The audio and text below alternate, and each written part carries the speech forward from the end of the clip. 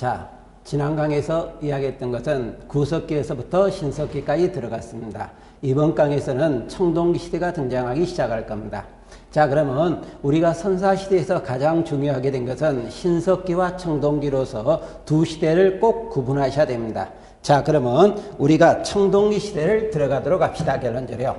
자, 그러면 우리가 청동기 시대라고 이야기를 하게 되는데, 이 청동기 시대는 어디에 영향을 받았느냐? 그러면 북방의 영향을 받아서 나온 겁니다. 혹시나 문제에서 중국계 영향을 받았다. 그러면 과감히 삭제하시면 될 건데요. 그러면 우리나라 청동기 시대와 관계되면서 제일로 처음에 이야기하는 시기를 보도록 합시다. 결론적으로요. 그럼 우리나라 청동기 시대는 언제 시작을 하느냐? 그러면 BC 2000년 무렵에 시작을 합니다. 그러면서 북방의 영향을 받았다고 이야기를 하는데요. 이 북방의 영향을 받았다. 그러면 우리나라 청동기가 북방의 영향을 받았다고 이야기를 할 때 근거가 몇 가지가 등장하느냐? 그러면 세 가지 정도가 등장하기 시작을 합니다. 첫 번째, 우리나라 청동기는 아연이 함유되어 있습니다. 근데 중국계는 주석이 함유된다는 이야기가 등장하겠고요. 두 번째, 우리나라 청동기 문양에는 어느 문양이 자주 등장하느냐? 그러면 북방민족은 유목민족이거든요. 그래서 동물 문양이 자주 출토되고 있다. 그 다음에 세 번째, 우리나라 청동기가 북방을 받았다고 이야기를 할 때 근거점으로 이야기를 하는 게 청동기 문양을 보다 보니까 비파형 동검들이 꽤나 많이 출토되고 있다. 이 세 개가 북방의 영향을 받았습니다. 근데 이 북방의 영향을 받았지만 좀 차이점이 등장하는, 여러분 도움글에 보다 보니까 뭐가 나오게 되느냐? 북방 오르도식 청동기와 좀 다르다는 겁니다. 북방 오르도식 청동기라고 이야기를 하면 칼 몸이 있고 칼 손잡이가 있는데요. 이것이 일반적으로 붙어 있습니다. 그런데 우리나라 청동기는 어떻게 되냐? 비파형 동검은 이게 떨어져 있어요. 떨어지다 보니까 칼몸하고 손잡이를 찌르기 위해서 선배가 달려있다. 이게 우리나라 청동기가 오르도식 청동기와 좀 다른 것을 이야기하기 시작을 합니다. 자, 그러면서 가로 입어를 하니까 우리나라 청동기가 나오면서 사회의 변화가 나오는데 나중에 다시 한번 설명을 하겠지만 한번 읽어만 보도록 합시다. 청동기가 나오게 되면서 우리나라 첫 번째, 청동기를 만드는 전문적 장인이 등장하고 있었다. 이렇게 나오겠고, 두 번째, 사유재산이 나온다든가 계급이 등장한다. 이러한 것은 나중에 이야기하는 청동기 특징을 이야기할 수 있을 겁니다. 그러면서 나오겠고, 그 다음에 우리나라 청동기가 나오게 되는 유적지를 이야기하게 되는데요. 우리나라 청동기는 어디서 발견되고 있었고 이 사람들이 어디서 살았느냐? 이렇게 얘기하면 한반도 전역에 살고 있어요. 나중에 주거지에서 다시 한번 언급을 하겠습니다만은 일반적으로 구릉이라든가 산간 지역에서 살고 있었다. 이렇게 우리가 등장하게 됩니다. 그러면서 북쪽에 나왔던 유적지가 나오고 남쪽에 나왔던 유적지가 나오는데 크게 신경을 쓰지 마시고요. 옆에 날개 있는 농경문 청동기가 나오게 되는데 이것은 청동기 시대 때 농경을 그려놨던 청동기로 이야기를 합니다. 이것은 한국사 능력시험에서 가끔 언급이 되니까 거기서 잠깐 사진을 봐두는 데 의미를 두시면 될 겁니다. 그러게 나오겠고, 그 다음에 청동기 사용했던 유물이라고 우리가 이야기를 하게 됩니다. 자, 청동기 시대니까 당연히 청동기로는 청동기 유물이 있겠고, 그 다음에 청동기 시대도 여전히 석기 유물도 등장하기 시작을 합니다. 그러면 청동기 시대 때 청동기 유물들이 나오게 되는 게 어디서 나오느냐? 그러면 우리가 일반적으로 나오게 되는 게 무덤에서 등장하기 시작을 합니다. 그 다음에 사람이 살았던 집터, 이 청동기 집터는 움집이라고 이야기를 하는데요. 여기에서 청동기 유물들이 꽤나 많이 출토되고 있었다. 그러면 이때 청동기에서 나왔던 유물을 보다 보니까 청동기로 만들어진 유물이 있는가 하면은 석기로 만들어진 유물이 있는 거예요. 그런데 우리나라 청동기 시대에는 청동기 유물은 우리나라에서 만든 게 아니라 일반적으로 수입하는 형태가 강하게 등장합니다. 그래서 청동기 시대 청동기를 사용했다고 이야기를 하는 것은 지배자 계층들이 중심을 띠게 되겠고요. 석기는 일반적으로 누가 사용하느냐? 피지배 계층이 사용하는 게 일반적입니다. 그러면 청동기 시대 때 청동기 유물로 나오게 되는 게 어떤 것들이 나오게 되느냐? 그러면 청동시대는 전쟁이 등장하면서 청동제 무기가 등장하게 됩니다. 이 청동제 무기로 나오는 가장 대표적인 거라고 이야기를 하면 비파형 동검이라고 이야기를 하는데요. 청동시대 이 비파형 동검은 시험 문제에서 자주 나오는 사진이기도 합니다. 바로 옆에 날개 쪽에 나오게 되는데 이 비파형 동검의 사진을 머릿속에 좀 넣어두시기 바랍니다.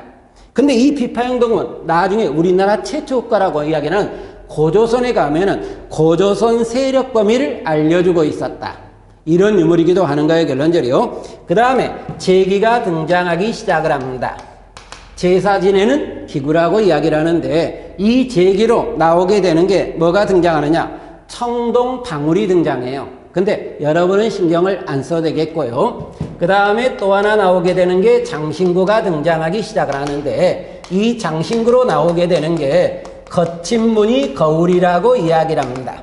근데 이 거친 무늬 거울은 그냥 이름 정도만 받으시면 될 것 같네요. 근데 이 청동기는 지배계층이 쓴다 그랬습니다. 그러면 청동기 사용했던 석기, 즉 피지배층이 사용하는 게 뭐가 등장하느냐? 그러면 우리가 농기구가 등장하기 시작을 하게 되는데 이 농기구로 나오게 되는 게 뭐가 등장하느냐? 돌로 만들어지는데요. 반달돌칼이라고 등장하고 있네요. 이 반달돌칼이라는 것은 청동기 시대 때 벼를 재배하고 나서 벼 잎삭을 베는 용도로 사용하고 있습니다. 근데 이 반달돌칼도 우리가 시험 문제에서 사진을 가끔 내는 경우가 있습니다. 그래서 사진도 머릿속에 좀 넣어두셔야 될 겁니다, 결론적으로. 그런데 청동기 시대 때 꼭 혼동하지 말 게 하나가 있는데 청동기 시대 때 농기구는 뭐로 만들어졌다? 석기로 만들어졌습니다.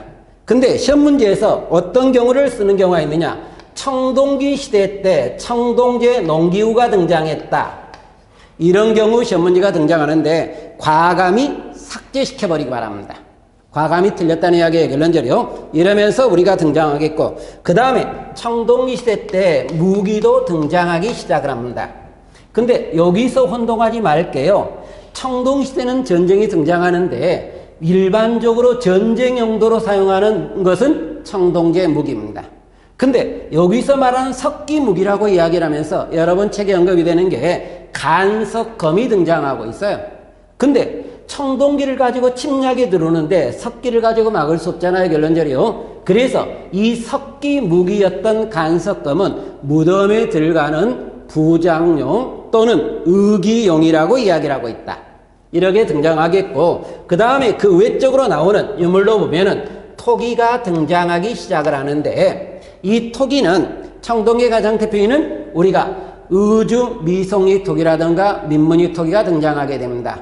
그런데 혼동하지 말게 신석기 시대에 일반적으로 사용했던 토기가 뭐가 있죠? 자, 우리가 빗살무늬 토기가 있다고 이야기를 했습니다.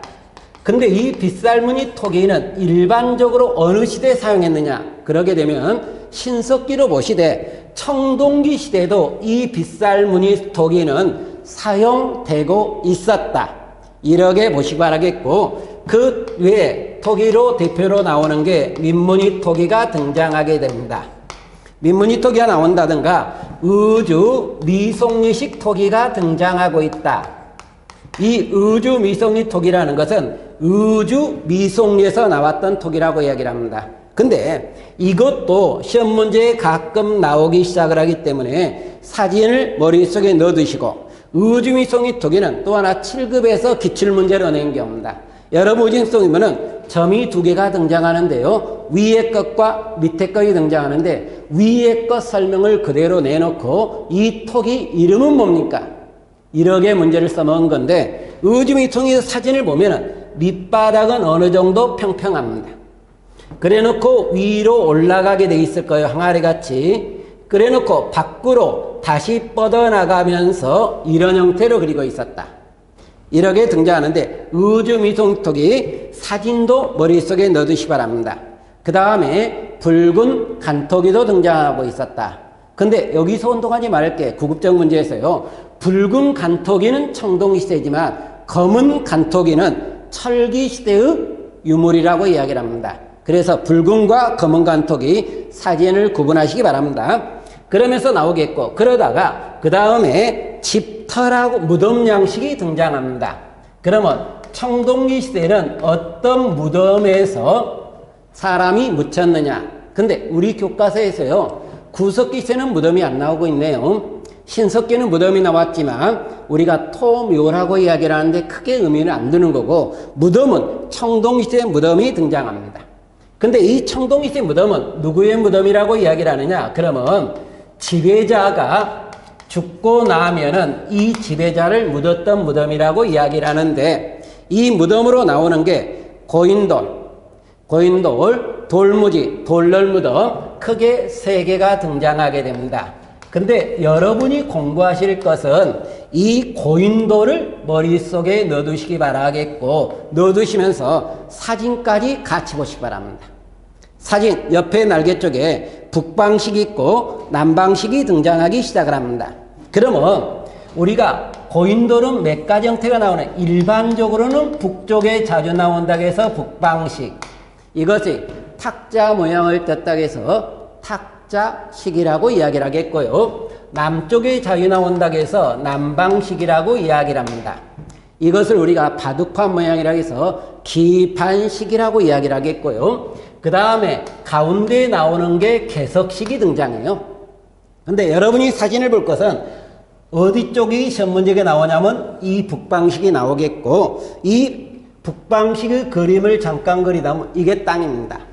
넓은 널판자 돌을 여기다 세워놓고요, 이 위에 개석을 붙이기 시작을 합니다. 넓은 널판지의 돌을 붙이게 되는데, 이 돌의 무게가 굉장히 무겁다는 이야기예요. 자, 많이 나갔을 때는 약 70, 80톤 나간다고 이야기를 하는데 평균적으로 약 40톤 정도가 나갑니다. 그래서 여기서 우리가 찾는 의미가 뭐라고 이야기를 하느냐? 정치 권력과 경제력을 찾을 수 있었다. 경제력을 반영한다는 것, 이것을 좀 머릿속에 넣어두시기 바랍니다. 왜 그러게 되냐면 이 40톤이나 나가는 무덤을 만드는 데 있어서, 자, 결론은 한 사람 무덤이라 그랬을 때 지배자의 무덤일 거라는 이야기가 추정을 하겠고요.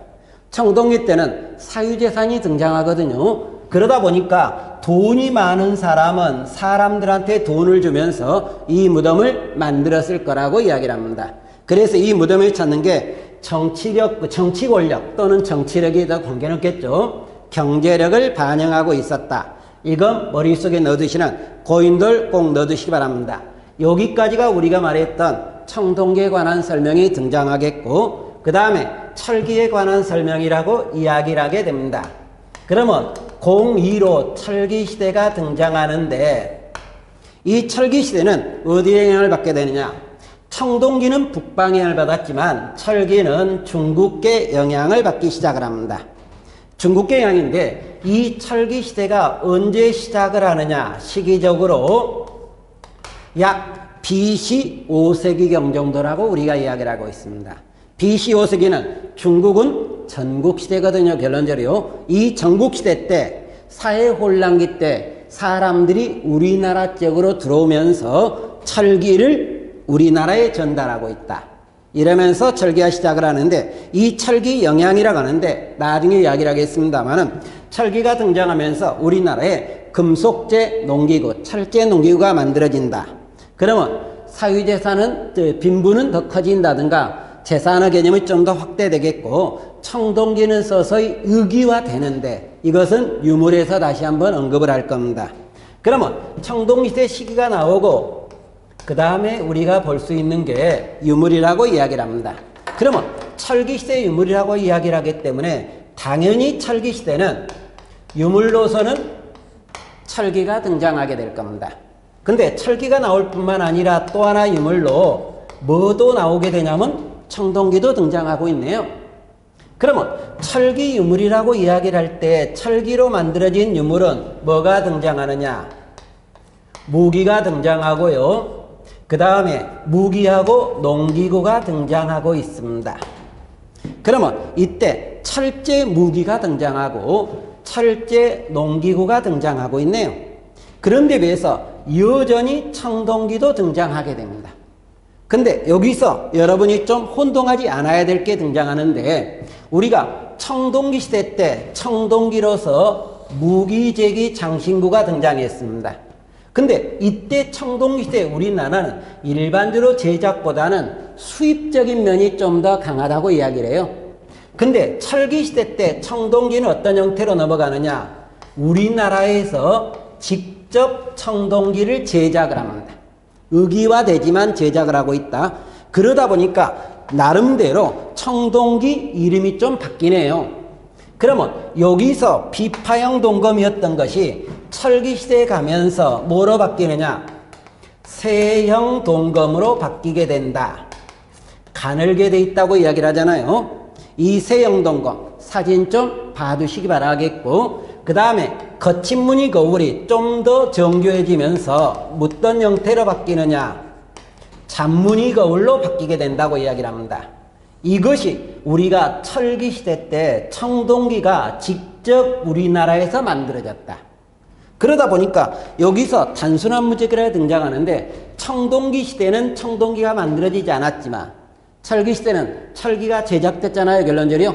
그래서 이것을 우리가 뭐라고 이야기를 하느냐? 철기 시대는 독자적 청동기 시대라고 이야기를 하는데, 그와 관련된 유물로 첫 번째 세형 동검입니다.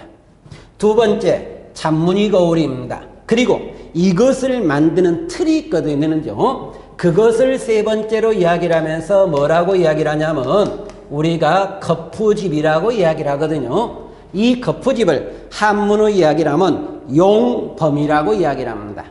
이것은 문제를 쉽게 냈을 때 나오는 거기 때문에 한 번쯤 머릿속에 넣어두시기 바랍니다. 그렇게 되겠고, 02번에 가다 보니까 중국과 교류를 하고 되어 있네요. 잠깐, 우리나라 청동기는 북방 영향을 받아 들어왔지만 철기 시대는 중국에서 이주민이 들어온다 그랬어요. 그러는 과정에 중국과 교류와 관계되면서 나름대로 유물이 등장합니다. 교류했던 근거라고 이야기를 하는데, 동그라미 기억하다 보니까, 자, 명도전이 등장한다든가 반량전이 등장한다든가 오수전이 등장하고 있네요. 이것은 중국에서 사용했던 화폐예요. 근데 우리나라에서도 이 화폐가 나오고 있다는 이야기는, 우리나라는 중국의 화폐를 수입해서 사용했었다. 이것을 볼 수 있고, 또 하나 나오게 되는 게 붓이 등장하네요. 이 붓은 경남 창원 다오리에서 발견된 유물입니다. 근데 경상남도다 보니까 한반도 남부에서 붓은 문자 쓰는 거잖아요. 문자 생활과 관계되고 있다. BC 2세기 정도로 추정을 합니다만은, 그래서 우리나라는 BC 2세기 무렵에 보면 전국적으로 문자를 쓰고 있었다. 이렇게 등장합니다. 그러면 이것이 문자 생활과 관련되는 내용으로 붓이 등장한다 그랬어요. 근데 일반적으로 문자 생활 관계되면 붓하고 또 하나 뭐가 있느냐? 진과가 문자와 관계되기 시작을 합니다. 붓하고 진과는 우리나라에서 철기시대 문자 생활과 밀접한 관련을 가지고 있다. 이렇게 고려하시면 될 거로 생각을 합니다. 그래 놓고 그 다음에 토기읒이라고 이야기를 합니다. 그러면 철기시대 때 철기도 나오지만 청동기도 나오면서 또 하나 나오게 되는 게 토기가 등장하고 있다. 근데 이 철기 때 토기라고 이야기를 하는데, 우리가 청동기를 이야기하면서 신석기의 가장 대표 토기는 빗살무늬 토기라 그랬지만 청동기도 나오긴 한다 그랬습니다. 그런데 청동기 시대 가장 대표인 토기 중에 하나가 뭐냐면 민무늬 토기입니다. 근데 이 민무늬 토기가 어디도 나오긴 하느냐? 이 철기 시대에 나오기도 해요. 그러나 일반적으로 신문할 때는 민무늬 토기는 청동기고 빗살무늬 토기는 신석기 거라고 추정하시면 될 겁니다. 그러면 자, 철기 때 토기라고 이야기를 하면 청동기에 나왔던 민무늬 토기도 여전히 나오긴 하고 있다. 그 외에 덧띠토기 나온다든가 검은 간토기, 가지무늬 토기들이 등장하고 있었다. 이렇게 우리가 찾아보네요. 자, 근데 조금 전에 이야기했듯이 청동기에 나왔던 토기는 붉은 간토기고 철기 때 나왔던 토기는 검은 간토기라는 것, 붉은, 검은 혼동하지 않기를 바랍니다. 자, 그 다음에 철기 때 우리가 사람이 죽으면은 묻게 되는 무덤을 이야기하네요. 이 무덤은 동무덤과 널무덤이라고 이야기를 하게 됩니다.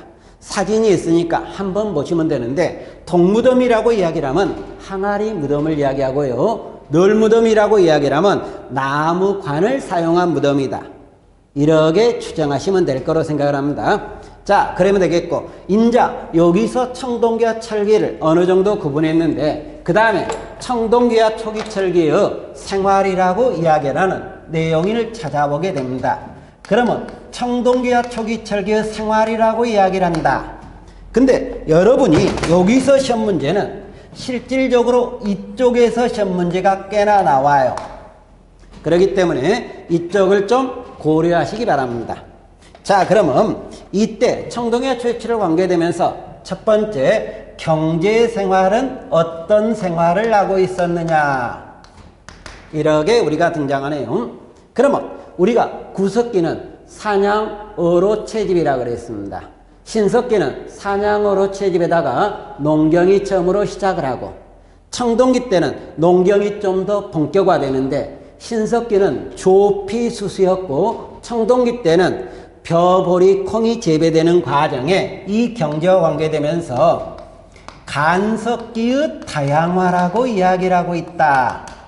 근데 여기서 잠깐 어떻게 공부하셔야 되느냐, 그러면 여기에서 이야기한 게 지금 청동기 시대와 초기 철기 시대의 경제라 그랬는데, 실질적으로 여기 나오는 것들은 거의 어디 경제를 중심으로 하냐면 청동기 경제를 중심으로 합니다. 그러면 청동기 경제생활에서 벼농사라고 이야기를 할, 농경이 나온다고 할 때 청동기의 시대에 농기구는 뭐로 되어 있습니까? 석기로 되어 있잖아요, 결론적으로. 그러다 보니까 신석기보다는 좀 더 발달한 농기구가 나온다. 그것을 우리가 간석기의 다양화라고 이야기를 하고 있다. 그러면 이때 농기구로 가장 대표적인 게 조금 전에 이야기를 우리가 들었던 반달돌칼이 가장 중요성을 띨 것이다. 이 반달돌칼은 추수용도였잖아요, 결론적으로. 이렇게 우리가 등장하겠고, 이것을 사용해서 농경이 본격화되고 있었다. 본격적 농경을 하고 있었다. 그러는 과정에 이때 벼라던가 보리라던가 콩이 등장하고 있다. 벼, 보리, 콩, 이러한 농경을 재배하고 있었다. 이렇게 우리가 등장하는데, 이 벼농사는 일부 저습지에서 나오기 시작을 합니다. 여주 흔암리라든가 부여성국리 또는 나주 다시와 같은 데서 벼농사라는 일부 저습지, 그러니까 벼농사가 주류가 되진 않는 거잖아요, 결론적으로. 이렇게 우리가 등장하겠고, 또는 벽지 자국이 보여주는 토기도 등장하는데 벼농사가 행해졌다, 이렇게 나오겠고, 또 하나 농경이 시작을 하면서 신석기에 목축이 나오는데, 농경이 본격화되면서 목축도 그만큼 발달하게 됩니다.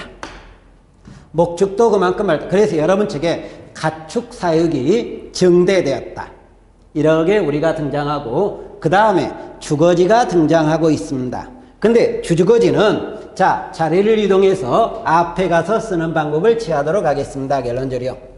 그러면 우리가 주거지라고 이야기를 하는데 청동기 주거지라고 생각하시기 바랍니다.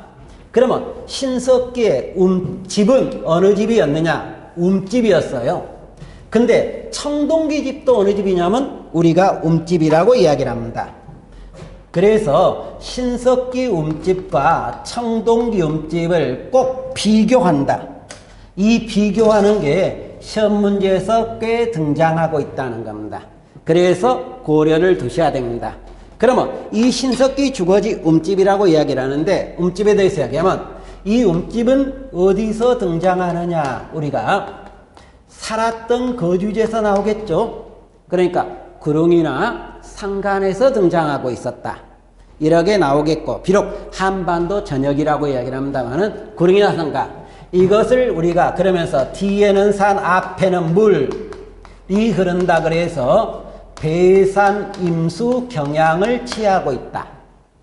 그리고 신석기 음집에 비해서 청동기 음집은 자, 바닥의 모양이 어느 형태를 취하고 있느냐? 우리가 한문어 이야기라면 장방형이라고 이야기를 하고 또는 직사각형이라고 해도 관계는 없습니다.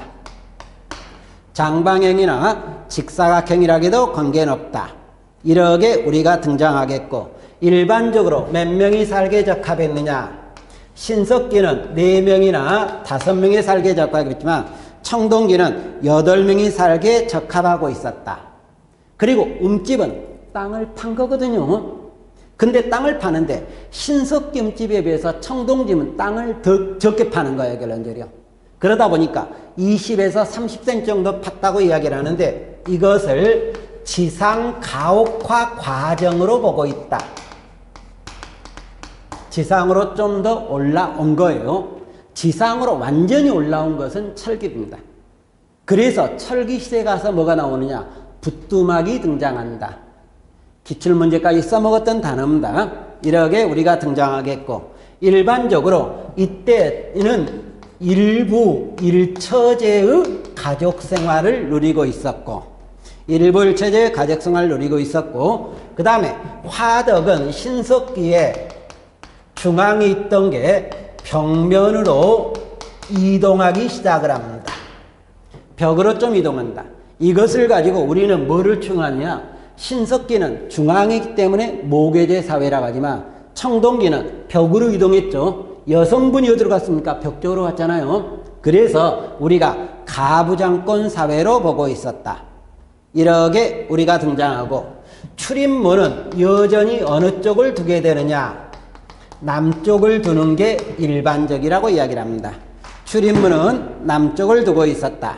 이렇게 나오겠고 그 다음에 기둥을 세우는데 뭣도 이용한다?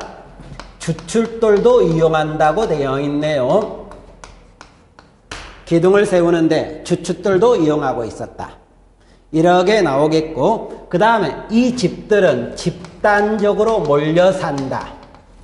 집단적 취락생활을 이룬다고 이야기를 합니다. 그러면 청동기 시대 때 왜 집단적 취락을 이루게 됐느냐? 그것은 우리가 일반적으로 청동기 시대에는 농경이 본격화되다 보니까 농사를 짓기 위해서는 당연히 몰려 있어야 된다는 거. 이거 나오겠고 또 하나 청동기에 전쟁을 하잖아요. 그러다 보니까 전쟁을 하러 갈 때도 있지만 전쟁을 방어하기도 해야 됩니다. 그러니까 흩어져 있는 것보다는 몰려 있는 게 좀 더 낫다. 그러면 이 집들은 결론은 방어를 위한 시설도 마련돼야 됩니다. 방어시설이라고 이야기를 하면서 목책이라든가 토성이라든가 환호 이러한 방어시설도 만들어지고 있었다. 이렇게 나오는데 방금 전에 이야기했던 청동기의 음집의 특징은 꼭 신석기 것하고 비교 또는 구분해 두시기 바랍니다. 원래 시험 문제에서 좀 쉽게 내는 경우는 이렇게 내는 겁니다. 박스를 내놓고 가번에 신석기 음집을 설명을 써놓고 나번에 청동기 음집의 설명을 써놓고 유물도 나올 수 있습니다만 이래놓고 나서 두 시대를 비교하는 경우도 꽤 등장하고 있다. 그렇기 때문에 대차라고 이야기를 합니다. 그 다음에 청동기 시대의 사회생활로 들어가도록 하겠습니다. 그러면 우리가 청동기 시대의 사회는 어떤 사회라고 이야기를 하느냐? 그러면서 사회생활로 들어가게 되는데요. 자, 청동기의 사회생활입니다. 근데 이 사회생활은 뭐 갖고 설명하느냐? 청동기 시대에 사용했던 도구를 가지고 추정하는 방법을 취하도록 하겠습니다. 청동기 사용했던 도구로 무기가 있죠. 농기구가 있죠. 이것 갖고 구분하는데 청동기 때 사용했던 무기라고 이야기를 하면 이거 아마 청동기일 거예요. 농기구는 뭐로 되어 있습니까? 석기로 되어 있잖아요. 결론적으로. 그러면 청동기의 무기를 가지고 우리가 했던 것을 본다. 그러면 청동기 무기를 가지고 무엇을 시작하느냐? 전쟁이 시작이 됩니다. 자, 전쟁을 하게 되죠. 그러면 전쟁을 하면 여성부입니까? 남성부입니까? 남자가 중심이 되잖아요. 그래서 우리가 가부장권 사회로 넘어가면서 일부 일처제가 등장하게 됩니다. 그리고 이 전쟁은 남자분이 하게 되겠습니다만은 결론적으로 전쟁을 통해서 뭐가 등장한다? 계급의 등장이 나옵니다. 계급이 출현하고 있었다. 이러다 보니까 지배자 계층도 등장하지만 피지배 계층도 등장하게 되겠죠. 근데 이때 지배자 계층을 우리가 뭐라고 부르냐면 군장이에요. 그래서 우리가 청동기를 군장 국가라고도 이야기를 합니다. 그리고 피지배 계층을 노비라든가 노예라고 해도 관계는 없죠. 그러면서 나오게 되는데 이때 지배자 계층이었던 군장은 당연히 누구를 지배해야 됩니까? 노비를 지배해야 되는 거잖아요. 그래서 이때 나는 하늘로부터 선택받았다고 이야기하는 무슨 사상? 선민 사상을 갖고 있었다. 이렇게 우리가 추정을 하게 됩니다. 결론적으로. 그러면 되겠고 그 다음에 농기구입니다. 자, 청동기 시대니까 비록 농기구는 석기 농기구지만 신석기보다는 정교하다 그랬어요. 결론적으로. 그래서 우리가 그것을 간석기의 다양화라고 이야기를 하겠고 이 간석기가 다양화된다는 이야기는 교과서에는 이렇게 나왔지만 정교해진 거로 넘어가거든요. 그러면 정교해졌다는 이야기는 생산량이 어쨌다? 무지하게 늘어났다는 이야기예요. 생산량이 늘어나면 어떤 결과가 나옵니까? 빈부의 격차가 나오죠. 가진 자, 못 가진 자, 빈부의 격차가 등장하고 있었다. 그러면 여기서 먹고 쓰고 남은 것은 무엇을 하겠습니까? 교역이 나오면서 이 교역이 나오면서 뭐가 나온다? 국가가 나오게 되는데 우리가 청동기 국가를 뭐라 그랬습니까? 군장 국가라 그랬잖아요. 그래서 청동기 특징이라고 여러분 책에 나온 특징이라는 게 사유재산이 나오고 있었다. 자, 빈부격차가 사유재산 맞죠? 그 다음에 계급 발생한다. 계급 나온다 그랬죠? 그 다음에 군장이 출현한다. 이야기했죠? 선민사상이 나온다. 선민사상 나온다고 이야기를 했죠. 결론적으로. 정복활동 나온다. 전쟁이 시작한다. 이야기 끝났잖아요. 그러면서 남자는 집안일, 바깥은 여자분은 남자는 바깥일, 전일과 바깥일, 여자분은 집안일. 그래서 남녀 간의 직업의 분화도 등장하고 있었다. 이러한 것까지 추정하네요. 이게 우리가 말했던 청동기 특징이네요. 그 다음에 청동기 예술생활에 관한 내용이 나오는데 우리나라 청동기 예술생활은 종교와도 밀접한 관계를 띠고 생활과도 밀접한 경제생활과 밀접한 관계를 띈다. 그러면서 나오게 된 예술과 관련되면서 바위 그림이 등장하고 있다. 바위 그림을 우리가 암각화라고 이야기를 합니다. 그러면 바위 그림에 세 가지 정도가 등장하는데 울주 방기대 암각화, 울주 방기대 암각화라고 이야기를 하는데 여기는 동물이라든가 물고기 등을 그려놓은 곳입니다. 결론적으로. 그러니까 동물이나 물고기의 본성을 기원하고 있다. 경제생활과 관계되는 거죠. 고령, 양전동, 알터 그림이 나옵니다. 여기에는 기하학적 문이었던 동심원들이 등장하고 있다. 즉 태양 숭배를 통한 풍요로운 생산을 바라고 있다. 그 다음에 마지막에 울주천전리 바위 그림이 도움글에 나오게 됩니다. 울주천전리 바위 그림이라고 하는데 이것은 청동기 시대의 조각이기도 하지만 삼국시대 조각도 되겠고요. 통일신라 조각까지 포함을 하는데 삼국시대에는 뭐가 나오냐? 화랑들의 심신장소로 이용했던 것이고요. 통일신라 때는 지배층의 풍류장소로도 이용되고 있었다. 우리가 이렇게 추정을 하게 됩니다. 자, 그러면 여기까지가 우리가 이야기했던 게 신석기와 청동기와 철기에 관한 내용을 이야기 드렸는데 그러면 신석기와 청동기에 관한 내용을 잠깐 우리가 정리하면서 이번 시간을 정결짓도록 합시다. 자, 그러면 우리가 청동기 시대에는 철기 시대를 이야기했는데 청동기 시대를 공부할 때는 신석기 시대와 꼭 비교하면서 들어가셔야 됩니다. 비교를 안 하면은 문제점이 되겠습니다. 비교하시되 어떤 비교가 등장하느냐? 그러면 사진을 가지고 내는 경우가 꽤 많습니다. 그렇기 때문에 제가 수업을 하면서 사진을 꼭 머릿속에 넣어달라 그랬습니다. 그런데 신석기와 청동기를 할 때 사진도 보시면 이 당시는 먹고 사는 게 꽤 중요해요. 그래서 우리가 먹고 사는 걸 이야기할 때 뭐를 중심으로 하냐면 의식주를 중심으로 해요. 그런데 의는 어디만 언급을 하고 있습니까? 신석기만 언급하잖아요, 결론적으로. 그러니까 그것만 보고 식이 뭡니까? 경제생활이죠, 결론적으로. 주는 주거지와 관계되지만 사회생활과도 관계돼요, 결론적으로. 그러다 보니까 여러분은 청동기와 신석기를 비교할 때 식하고 주와 관계되면서 이것을 꼭 머릿속에 넣고 철기시대는 간단히 한번 읽어보시는 방법을 채택하시기 바랍니다. 그래서 여기를 중심으로 공부하시면 되겠습니다. 이번 시간 수고하셨습니다.